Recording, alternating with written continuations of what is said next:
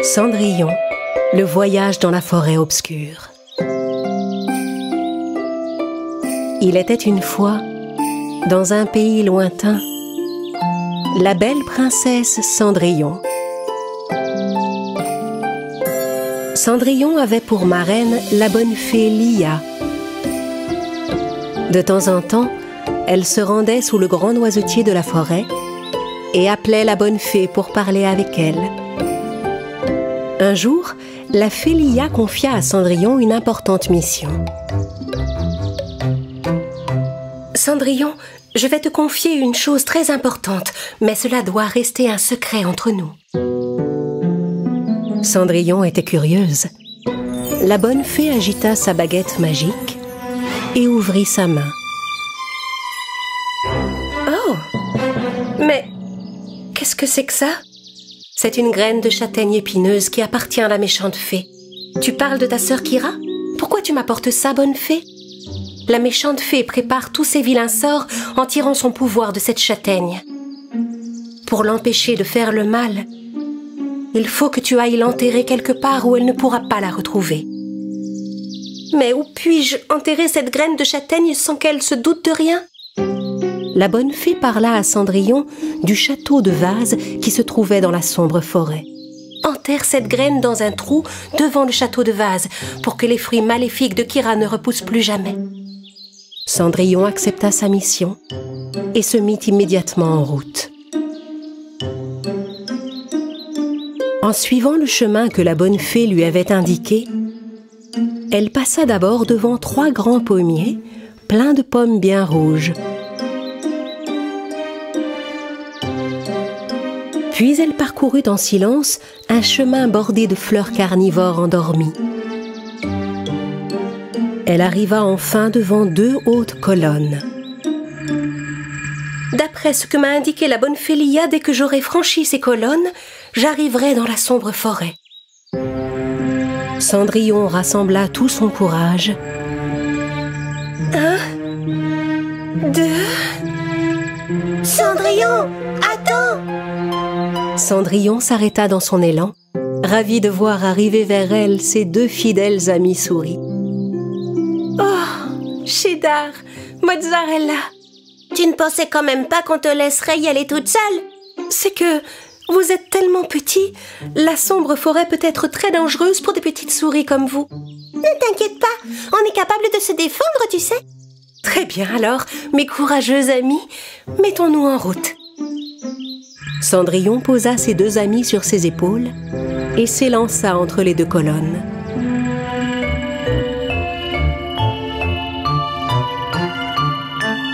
En reprenant leur souffle, ils constatèrent qu'ils avaient été propulsés dans la sombre forêt. Cendrillon était terrifié par le paysage qui s'étendait devant eux. Des éclairs fendaient le ciel, d'immenses et terribles animaux passaient çà et là, et des arbres étaient en flammes. Oh, Cendrillon, cet endroit est vraiment affreux! Ne t'inquiète pas, on rentrera dès qu'on aura trouvé le château de Vase. Cendrillon et ses 2 amis se mirent à chercher l'effrayant château dans la sombre forêt. Pendant ce temps, la bonne fée Lia s'apprêtait à retourner dans le monde des fées quand sa méchante sœur Kira apparut devant elle. « Je sais que c'est toi qui as pris ma graine de châtaigne épineuse, Lia. Oui, pour t'empêcher de faire le mal. Dis-moi où est ma précieuse graine maléfique. » La méchante fée en colère essaya de lancer un sort avec sa baguette magique. Mais elle échoua. Ta graine de châtaigne épineuse est maintenant dans un endroit où plus rien ne peut pousser, Kira. Ah oui? Tu dis qu'elle ne poussera plus? Oui, bien sûr. Le seul endroit où nulle graine ne pousse est la sombre forêt. La bonne fée essaya en vain de retenir Kira. La méchante fée se téléporta aussitôt dans la sombre forêt. Au même moment, les chasseurs de la sombre forêt se mirent à lancer leurs flèches vers Cendrillon et ses amis. Oh, des flèches de chasseurs! Attention les amis! Bravant tous les dangers de la sombre forêt, Cendrillon courut avec ses amis pour s'éloigner des chasseurs. Et ils arrivèrent devant le château de Vase. « C'est sûrement le château dont la bonne fée m'a parlé. »« Allons-y, Cendrillon, enterrons la graine de châtaignier épineuse ici. » Cendrillon et Cheddar commencèrent à creuser un trou devant le château de Vase. Pendant ce temps, Mozzarella montait la garde. « Oh, je vois une étrange lumière qui s'approche de nous, faites vite !» Tout à coup, la méchante fée Kira apparut juste en face des trois amis. « Arrêtez-vous immédiatement !»« Oh, la méchante fée !»« Eh oui, exactement !» Et cette méchante fée est venue pour récupérer sa graine de châtaigne épineuse. Rendez-la-moi! Et plus vite que ça! Jamais! Comme la méchante fée ne pouvait pas lancer de sort sans sa graine, elle s'approcha de Cendrillon et essaya de l'effrayer en battant des ailes autour d'elle. J'ai dit que je voulais ma graine de châtaigne épineuse! Voyant cela, Mozzarella sauta vers Cendrillon et lui prit la graine des mains. Puis elle la lança en l'air en direction de son ami Cheddar, qui sauta pour rattraper la graine et courut l'enterrer dans le trou qu'ils avaient creusé. Une fois la graine enterrée, les ailes de Kira perdirent leur vigueur et, ne pouvant plus voler, elle tomba sur le sol. On a réussi! Oui, bravo Cendrillon! Maintenant, partons d'ici! Cendrillon et ses amis souris s'éloignèrent en courant du sinistre château de Vase. Ils traversèrent la sombre forêt et franchirent les 2 grandes colonnes. Enfin, ils se retrouvèrent en sécurité dans le jardin de leur château, où la bonne fée Lia les accueillit avec joie. Vous avez accompli une mission tellement difficile tous les 3. Merci Cendrillon, je suis fière de toi et de tes amis. Faire le bien est ce qu'il y a de plus important au monde, n'est-ce pas? La fée agita sa baguette magique et transporta Cendrillon vers un joli cadeau de remerciement. Cendrillon, qui venait d'accomplir une tâche difficile, fit le vœu que la méchante fée devienne enfin une bonne fée. Quelque temps plus tard, un grand arbre aux fleurs blanches poussa à l'endroit où la graine de châtaigne épineuse avait été enterrée. En voyant cela, la fée Kira se mit en quête de nouvelles graines maléfiques.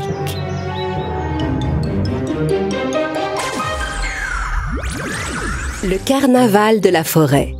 Ce matin-là, le petit chevreau était tout triste en sortant de chez lui. Tous les habitants de la forêt étaient impatients de fêter le carnaval le lendemain. Mais le petit chevreau ne semblait pas se réjouir.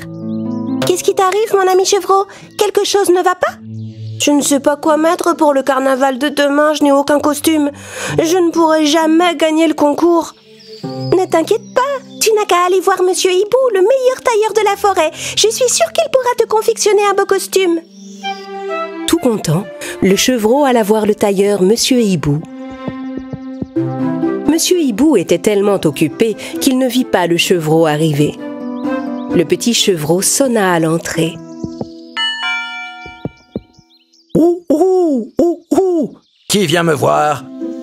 Ah, chevreau, je suis très occupé en ce moment. Dis-moi vite, qu'est-ce que je peux faire pour toi? » Monsieur Hibou, je suis venu vous demander si vous pouviez me faire un beau costume pour le carnaval de demain. Je comprends. Tu as déjà une toison magnifique. On pourrait juste lui donner une jolie forme. Non, ce que je veux, c'est que tout le monde m'applaudisse au carnaval. Je veux gagner le concours, Monsieur Hibou, vous comprenez? Je vois. Alors apporte-moi quelques plumes de perroquet triste et des pierres magiques gardées par des lions, là-haut dans la montagne.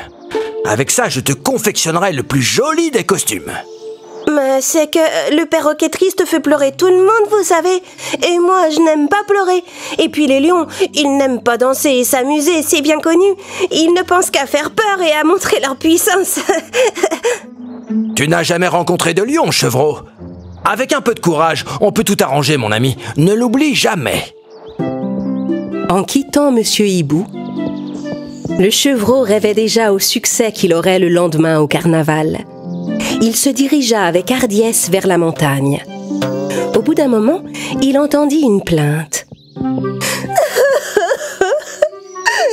est là.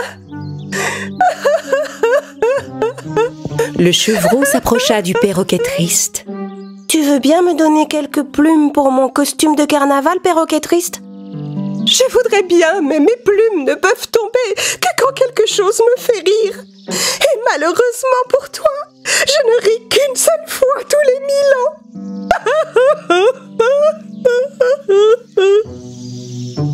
Le chevreau était triste pour ce pauvre perroquet, et il entreprit de faire toutes sortes de tours pour l'amuser.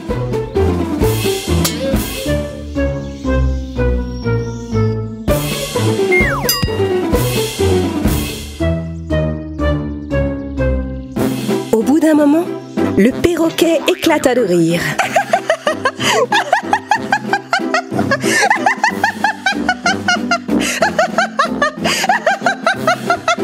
Et pendant qu'il riait, ses plumes colorées tombèrent sur le chevreau.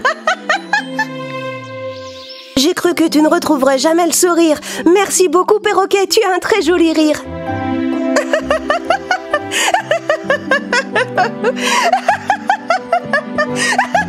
Tandis que le perroquet continuait de rire, le chevreau commença à gravir la montagne.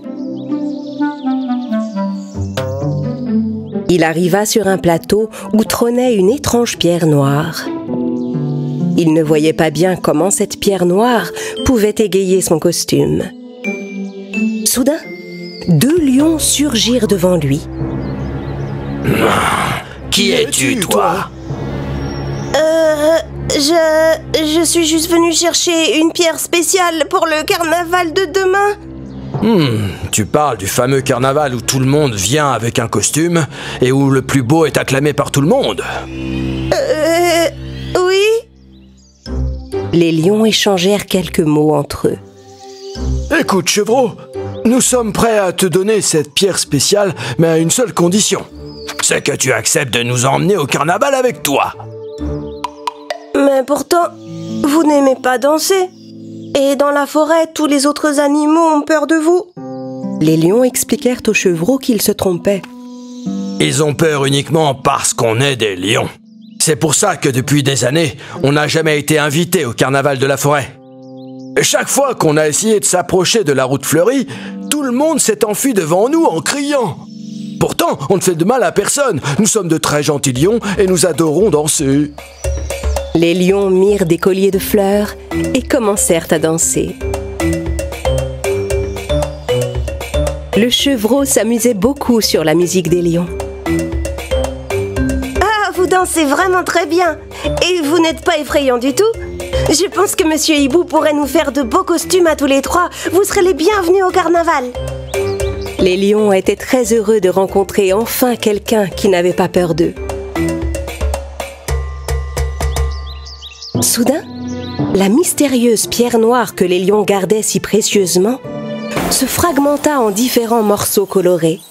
Les lions et le chevreau ramassèrent les morceaux et les apportèrent au hibou. Le tailleur, toujours très occupé, ne les entendit pas arriver. Cette fois, ce furent les lions qui appuyèrent sur la sonnette. Qui vient me voir? Oh! Hein? Des lions? Attendez, Monsieur Hibou, n'ayez pas peur. Je peux vous assurer qu'ils ne sont pas dangereux. Les lions refirent leur danse devant le hibou. Ces lions sont absolument incroyables. Le tailleur Monsieur Hibou confectionna de beaux costumes pour les 3 amis. Le lendemain, le jour du carnaval était enfin arrivé. Les animaux défilaient sur le chemin fleuri dans leurs tenues les plus flamboyantes. Mais même si la magnificence du paon fascinait tout le monde, ce n'est pas lui qui reçut le plus d'applaudissements. Cette année-là, le chevreau apparut devant tous avec ses plumes colorées, ses pierres brillantes et sa toison chatoyante. Les animaux étaient tellement impressionnés par la tenue du chevreau qu'ils l'acclamèrent. Le chevreau était fier et heureux.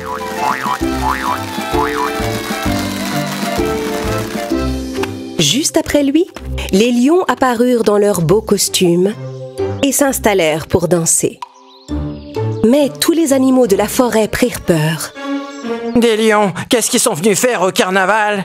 Oh, ils sont venus pour tous nous dévorer? Oh, vite, sauvez-vous avant qu'ils nous mangent! Courez, mes amis, fuyez! Non, attendez! Ne partez pas! Tous les animaux regardèrent le chevreau avec stupeur. Les lions sont nos amis, ils sont très gentils et ils adorent danser. J'ai enfin appris à surmonter mes peurs grâce à eux. Vous pouvez leur faire confiance. Les animaux de la forêt étaient un peu hésitants. Mais en voyant les lions danser, tout le monde se détendit et commença à s'amuser. À partir de ce jour, grâce au courage du chevreau, plus personne n'eut peur des lions. Comme l'avait dit le tailleur Monsieur Hibou, avec un peu de courage, on peut arranger beaucoup de choses.